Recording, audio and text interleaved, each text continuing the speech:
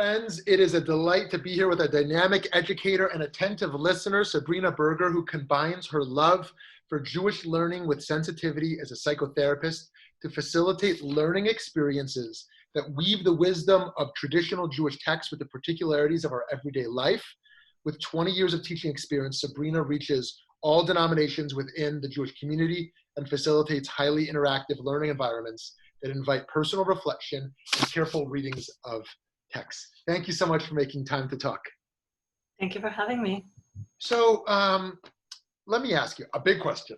How do we develop Emunah, faith, trust, in the midst of all of this uncertainty right now? Go. I think that's a very difficult question to answer al regel achat, on one foot. But I like Rabbi Nachman's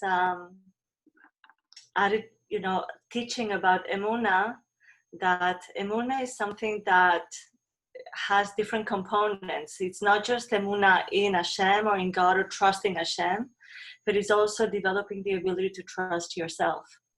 And I think that in this time of like so much, when things are being pulled out of our feet, we need to find the grounding, in ourselves, in relationship with the world.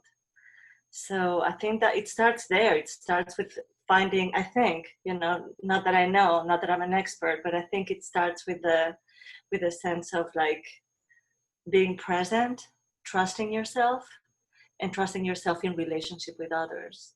So what is the spiritual process to cultivate that trust?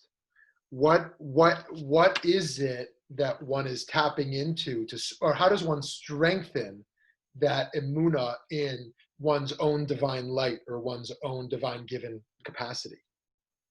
I think it's about prayer, fundamentally. Developing a relationship with prayer that is very personal and honest and authentic, where you can come into touch with yourself. Yeah. And also with that which is beyond yourself and being in relationship with that. So in tefillah with HaKadosh Baruch Hu, which not only places a faith in God, but also allows one to express with their full integrity and authenticity, their concerns, hopes, dreams, fears, that can strengthen one's trust, you're saying, one's faith in one's own potential. I think the process of tefillah or the process of developing tefillah creates for a person a relationship with your own voice. And ultimately, when you are able to really reach for your own voice without the shtick of the outside, when it's honest, you inevitably will reach a voice that is connected to something greater and therefore to Hashem. I love that our voice is such a product of social conformity and relationships. But when we strip all that away and are just sort of spiritually naked, if you will, that we can find our voice. Okay, so a very different kind of question right now. We are confined, we are in quarantine to different degrees, socially distanced. How do we strengthen our families right now? Our families, our core unit, our family. How do we strengthen our family?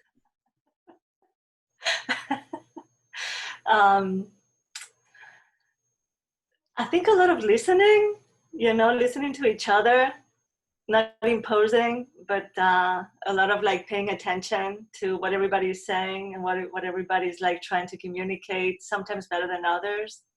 Recognizing the value of this time, like our kids are like teens and some of them are supposed to be in college, but they're home. It's really the last time we're going to be together as a family. So recognizing looking for the opportunities of connection that this time is giving us, I think is very important and very valuable and kind of unique. It's for sure difficult, for sure challenging, for sure.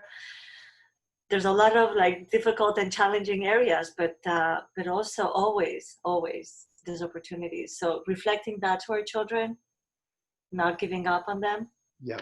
I think connection is such a powerful word because we think about activities.